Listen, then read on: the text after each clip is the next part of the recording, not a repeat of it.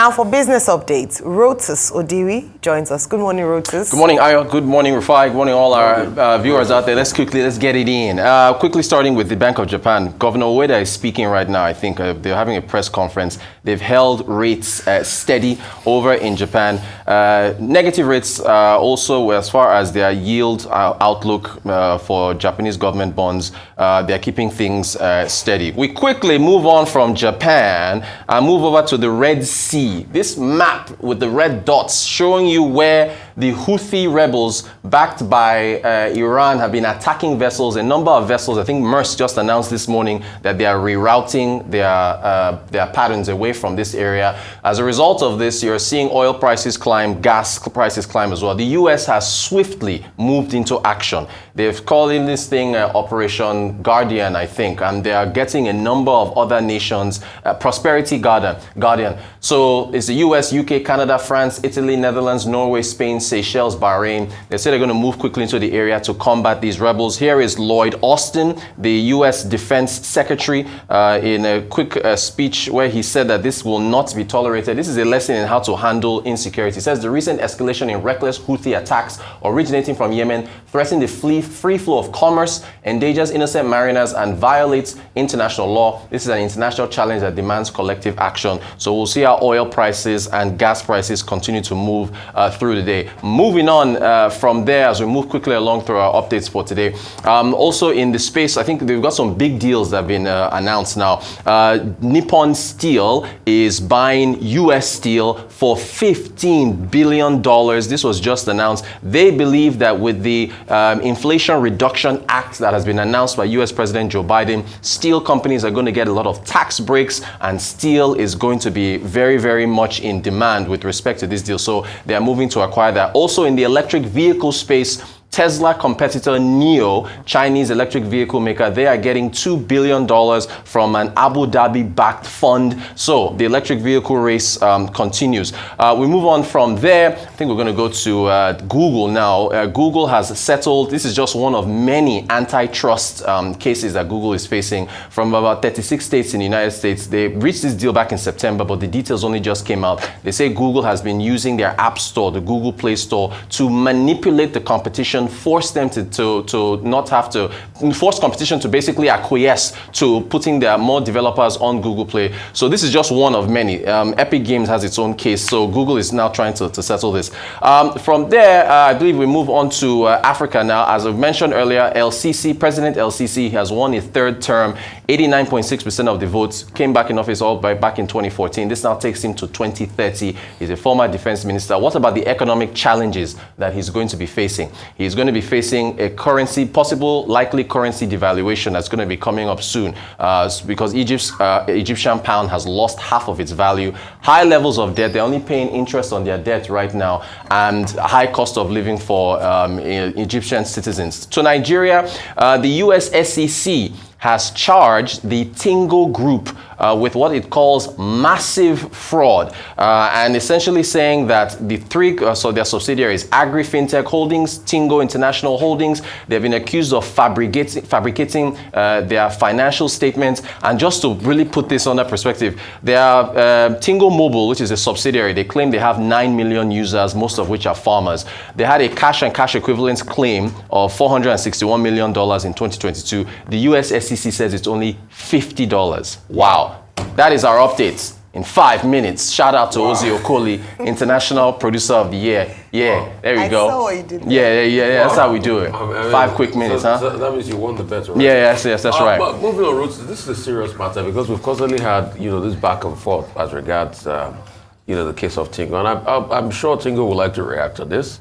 Let's see the reaction and let's see how to take it up from there. But this looks very fishy. Really, really very fishy. When the SEC is on your back, you're in trouble. And this is not the first time. I think it was the Hindel, thank you, sir. Group first. With that short seller, pointed it right, out. back in June. Now, the SEC. I mean, let's look at these things critically and dispassionately. Yeah. But also moving forward as regards the other stories you brought us as year-enders and things like that. I wanted us to talk about something we missed yesterday. I think that Dr. Abati pointed out. Yeah. is the inflation. In Nigeria, right? Yes. Yep. 18-year high. Yep. 18-year high, inching up to 30%. I mean, that means KPMG was correct with that number. And we are seeing the reflection in the market. Rotus, I can't believe my ears when I hear that live chicken is close to 20,000 naira. Food inflation is over 30% It's now. over 30%. Food inflation has I gone. can't believe my ear when people are saying even a bag of rice is over 60,000 naira. I can't believe my ear the things I'm hearing as regards the sufferings people are facing. Yeah. But the question is, then what is now the approach? And vis-a-vis all of that, there's also money scarcity, which, we've talked about that Nurseum. Yeah, the CBN has come out to say, oh, you can spend so side by side. But who are those hoarding this currency? So is it that we have some people that have other bigger heads than the CBN? So if some speculators internally for the Naira are so strong that they are getting people to hold the Naira, that now we are now buying Naira with Naira Rotus. Right. And what is going on? Yeah. I thought it was only dollar speculators we were talking about before. But now we are talking about Naira speculators. All of a sudden, the same Naira you don't see in Rotus, you go to a party, it's in abundance in stacks. It means notes. It means notes. Yeah. So what is going on? Then there's somebody that is dropping the ball, obviously somewhere, that they must be able to make a scapegoat. Right. So that we can get out of this. But it's not really a Merry Christmas for a lot of Nigerians. And my heart goes out to Nigeria. Christmas is going to be scaled down this year. Yeah. No, but it doesn't stop those that are doing dirty December. I was going to say, I can't see... I can't see that scale down. I can't see the scaling all down the yet. people I know that usually come every year, half of them are not coming this year. So it's reduced. Yeah. I think, Flight tickets, absolutely. Flight tickets. But I still think in terms of resilience, I went to Abuja over the weekend. So when you look at cost of flight tickets, it's How almost... much did you take a flight to Abuja? Well, I went on invitation, so I didn't... She's the big girl. She doesn't pay for her. But it's well over 100,000. Oh yeah, it's well over 100,000. In fact, flight tickets to the east is over 200,000 in some instances. But guess what? The flights were full. Yeah, there's demand. Beyond that as well is the fact that you keep charging these high prices. And I don't know if we've talked about the aviation minister talking about paying compensation for delayed flights or cancelled flights, because I think that's also impact on business, in businesses, and even time and productivity. The service hasn't improved. They're charging exorbitant rates for flight tickets, but almost all flights, bear in mind, almost all, about 90% of flights were delayed at the airport. The only flight that is guaranteed is the first flight. And even that one, I remember coming back from Abuja, they merged two flights together. So they sent people who were going to fly later to tell them that they should come and fly earlier because they were going to merge two flights.